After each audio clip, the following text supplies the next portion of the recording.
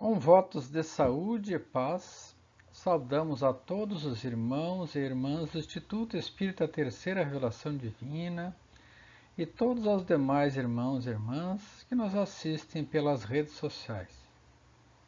E convidamos a todos a serenarem emoções e elevarem pensamentos e sentimentos. Em gratidão a Deus, nosso Pai, pelo privilégio da vida e por mais esta oportunidade de estarmos aqui hoje para estudar um pouco mais e refletir a respeito dos ensinamentos de Jesus, nosso Mestre, da espiritualidade amiga, que nos trouxe tantos conhecimentos para o nosso bem, por meio da doutrina dos Espíritos. Que possamos ter uma boa tarde de reflexões e todos possam se sentir bem e colherem deste encontro aquilo que for útil para o seu progresso, para o seu bem-estar, para o alento de seus corações. E que Jesus nos abençoe. Assim, com a permissão de Deus, de Jesus e a assistência espiritual dos mentores do Instituto Espírita Terceira Revelação Divina, damos por iniciados os trabalhos de palestra de hoje. Irmãos, hoje é dia 1º de maio, feriado no Brasil e em diversos países do mundo. É uma data comemorativa ao Dia do Trabalho, ou ao Dia do Trabalhador. Assim, vamos refletir a respeito da lei do trabalho, que é uma das leis naturais que consta da terceira parte do Livro dos Espíritos. Então, dentro das leis morais de que trata a terceira parte do Livro dos Espíritos, como leis divinas, leis de Deus, temos, dentre as outras leis, a lei do trabalho. E também fala da necessidade do repouso. Então, a respeito desse tema, vamos refletir no dia de hoje. Esperamos que todos tenham um bom dia do trabalho, um dia de descanso, um dia de renovação das energias. Tá certo? Vamos então à nossa palestra de hoje.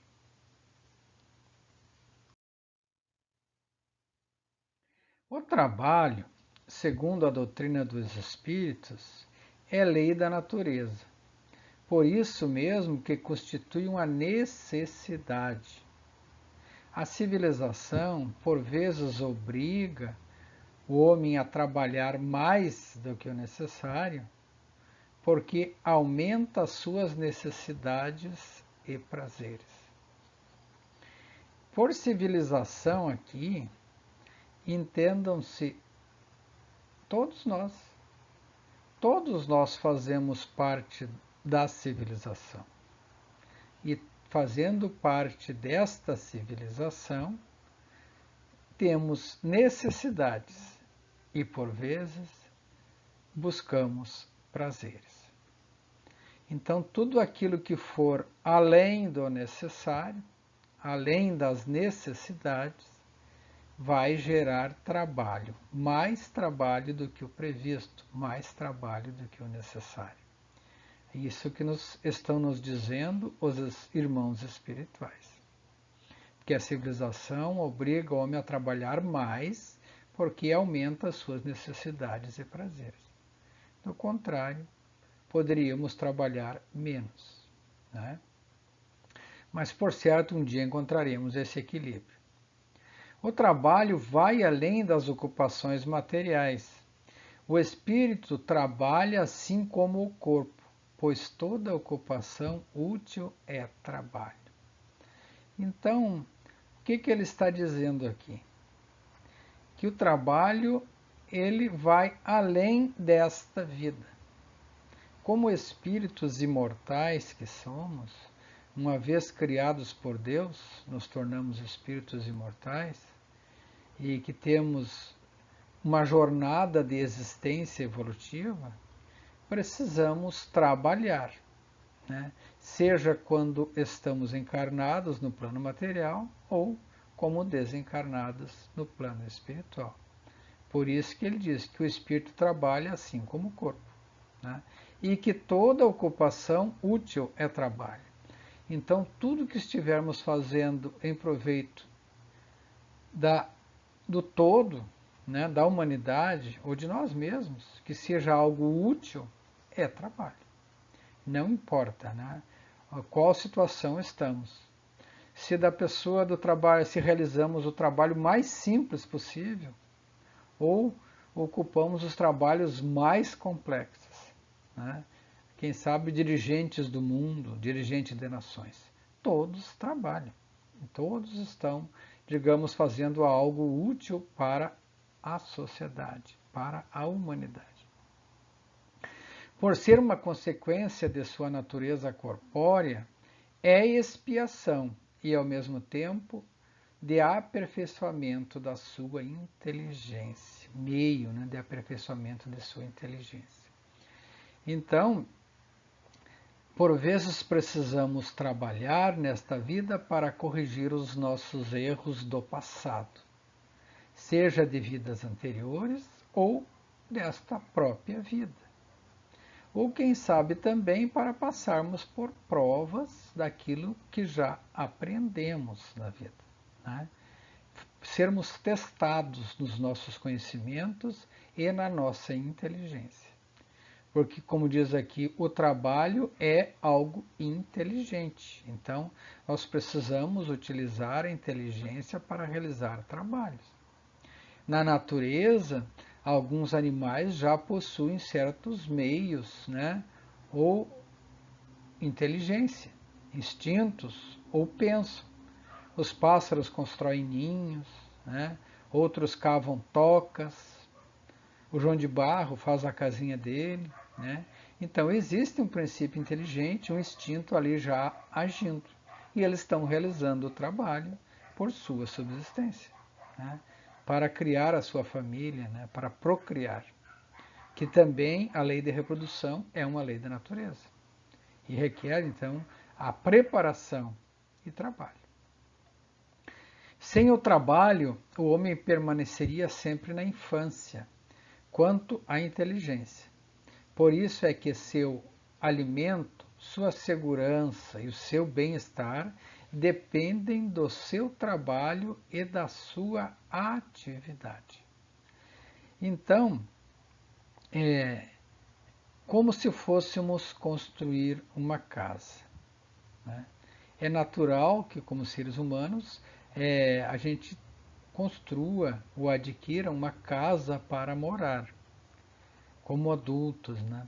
Onde vamos ter ali a nossa companhia, o nosso cônjuge, o nosso companheiro, a nossa companheira, e vamos constituir a nossa família.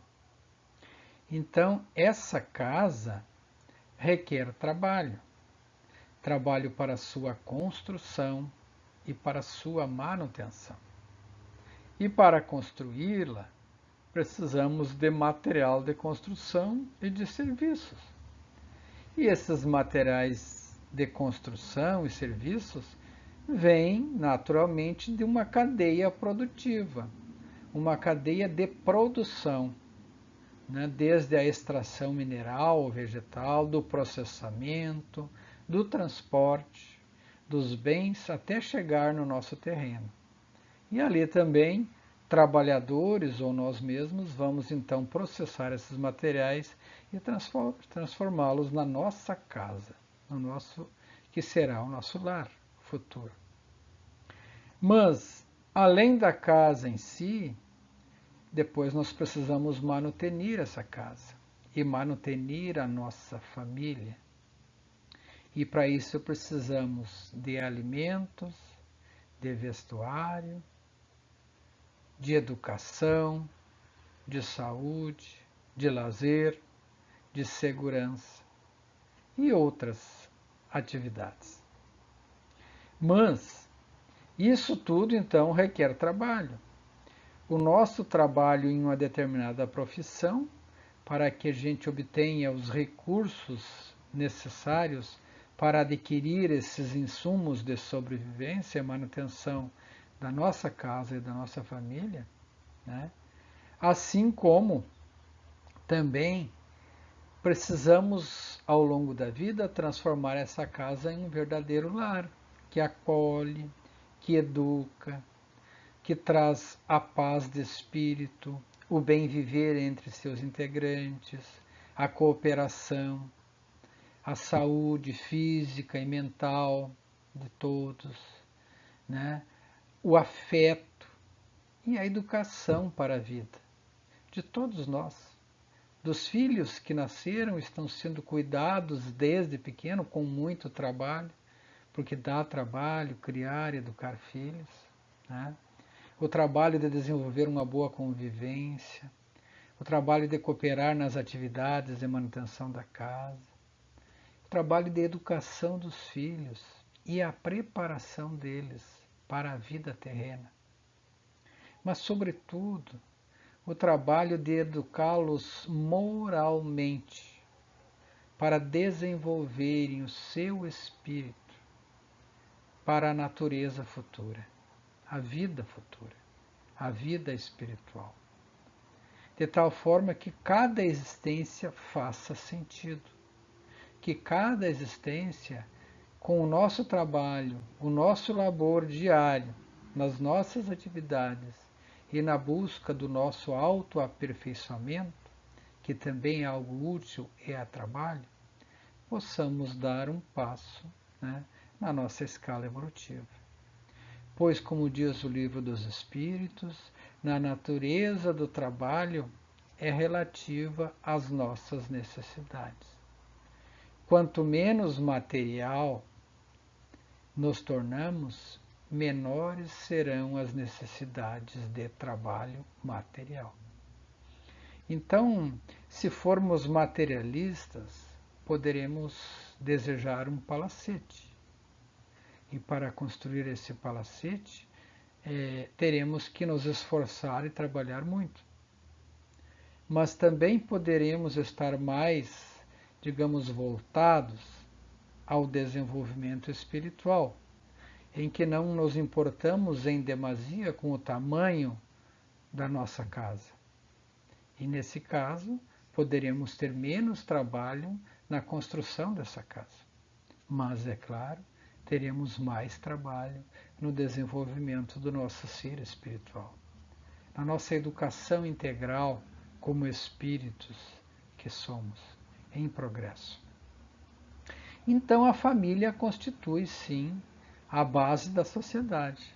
Necessitamos dessa moradia, que precisamos construí-la, mantê-la e transformá-la em um lar, para que tudo faça sentido, para que aqueles espíritos que chegam e vêm a este mundo e se reuniram na espiritualidade para chegar aqui e crescerem e trabalharem junto em prol do desenvolvimento e do progresso mútuo, possam alcançar os seus objetivos, né?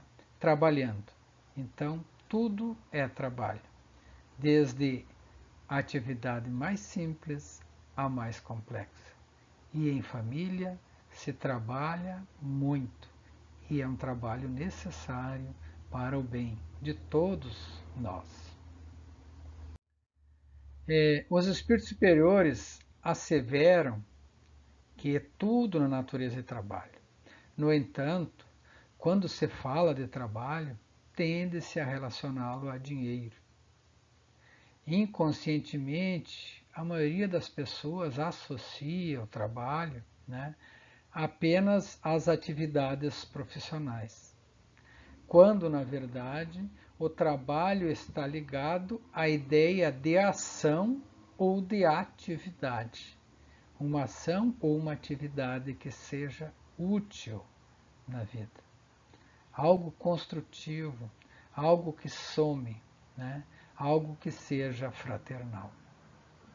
Sérgio Lopes, no livro As Leis Morais e Saúde Mental, acrescenta que as pessoas mais saudáveis do ponto de vista emocional são aquelas que mais produzem. O ocioso nunca lega algo de si para a humanidade. O que ele está dizendo aqui? Ele está comentando e trazendo o benefício do trabalho útil, do sentimento do dever cumprido, do realizar as nossas tarefas com alegria, né, com satisfação. Estando cientes de que o trabalho é uma atividade de todos nós, né, que todos nós devemos realizar, para o nosso bem e para o bem comum. Então, ele nos traz essa satisfação emocional, esse equilíbrio, essa alegria do sentimento do dever. Por outro lado, fala que aquele que vive na ociosidade nada produz para si e para a humanidade.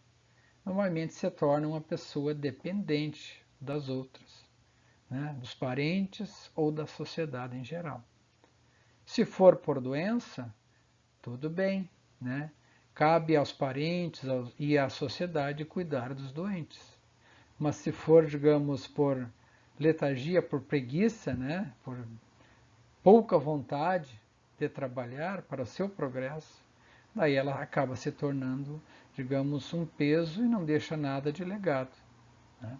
Para uma vida saudável, portanto, precisamos adequar nosso tempo entre o trabalho e o repouso, estabelecendo prioridades, pois quando não estamos dispostos a fazer algo, né, dizemos que não temos tempo. Já, por outro lado, quando estamos dispostos, interessados, né, em realizar uma tarefa ou fazer algo de bom, arranjamos o tempo necessário, buscamos o tempo. É como aquele ditado que diz, né, se tem uma tarefa a dar para alguém, dê para o ocupado, porque esse geralmente consegue administrar o seu tempo. O trabalho distribuído a um ocioso, ele, por vezes, não é realizado no tempo desejado. Mas o importante é que todos encontrem o seu tempo de realizar o seu trabalho com equilíbrio. Pois na maioria das vezes, quando a pessoa vê alguma vantagem pessoal, então ela busca o tempo, mesmo ocioso, né? Isso vai ser bom para mim, daí se mexe e vai lá e faz o que deve ser feito. Não fica esperando. Mas é importante que esse trabalho, então, seja algo consciente, né? Quando a pessoa adquire esse estágio de consciência, né? de si mesmo, de responsabilidade pessoal, de responsabilidade perante a sociedade, ela tendo um trabalho a realizar, ela vai lá e realiza esse trabalho sem a necessidade de estar sendo vigiada. Isso é um nível de autoconsciência que todos nós precisamos adquirir. Pois, como diz, né, Deus vê tudo, ou seja, tudo que fazemos ou deixamos de fazer fica gravado na nossa consciência, né? E um dia nós lembraremos disso, a consciência vai nos cobrar. E daí precisamos reparar ou recuperar o tempo perdido. Como a lei da natureza, o trabalho também é lei para a nossa saúde mental, diz Sérgio Lopes. Um dos sinais de doença mental é a inatividade. Quem está doente não encontra recursos para fazer alguma coisa e centraliza o tempo em torno de seus problemas, o que acaba sendo um transtorno para a própria pessoa e para aqueles com quem ela vive. Isso se verifica nas situações de doença mental, de depressão, né? Situações que merecem todo cuidado, merecem o tratamento médico, tratamento especializado, tratamento espiritual também, e devendo-se nessas situações evitar agredir a pessoa que está doente, porque ela está doente, né? Agredir com um palavreado do tipo, levanta-te daí, vai trabalhar, fazer uma coisa, né? Achar o que fazer, que isso passa. Não é bem assim. Quem está doente precisa de cuidado e de remédio. Que a gente tenha essa consciência, né, de que por vezes aquela pessoa que aparenta ser ociosa está na verdade doente, precisando de ajuda, né? Pensemos nisso. O repouso, né, sendo uma necessidade para quem trabalha, também é uma lei da natureza, dizem os irmãos espirituais. E o limite do trabalho e o repouso está no limite das forças da pessoa. Deus, porém, deixa o homem livre para trabalhar mais ou menos. É o nosso livre-arbítrio. Cada um escolhe o que fazer e o que deixar de fazer. Mas é importante que tenha consciência de não desperdiçar o seu tempo, pois toda atividade útil é trabalho. E o emprego do tempo também é uma atividade que devemos administrar em nossas vidas, para não desperdiçarmos as nossas oportunidades. Dizem também que o abuso da autoridade para impor aos subordinados o excesso de trabalho é uma das piores ações que a pessoa pode adotar na vida. Pois todo aquele que tem o poder de mandar é o responsável pelo excesso de trabalho que impõe aqueles que estiverem sob sua gerência. Pois se assim o fizer, transgride a lei de Deus. Ou seja, quem tem o encargo de gerir pessoas, né, não importa que se está gerindo a ele mesmo, ou a 2 pessoas, ou a 100, ou a 1000, ou a 1.000.000, né, é preciso que saiba dosar a quantidade de trabalho dessas pessoas e também a quantidade de trabalho de si própria, para que sobre tempo, então, para o trabalho útil e para o repouso. E no repouso podemos compreender, né, os cuidados para conosco mesmos, os cuidados para com nossa saúde, os cuidados para com a família, né, e o sono reparador. Aquelas férias, né, remuneradas, de repente uma viagem, uma leitura edificante, um relaxamento.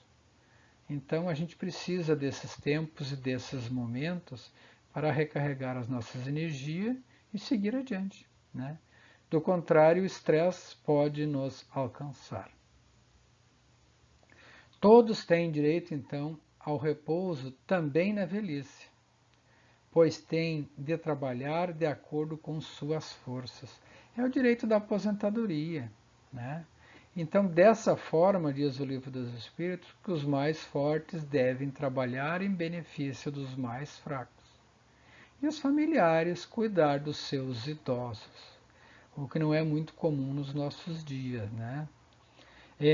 Mas se a família não puder cuidar, cabe à sociedade tomar o seu lugar, pois isso é a lei de caridade.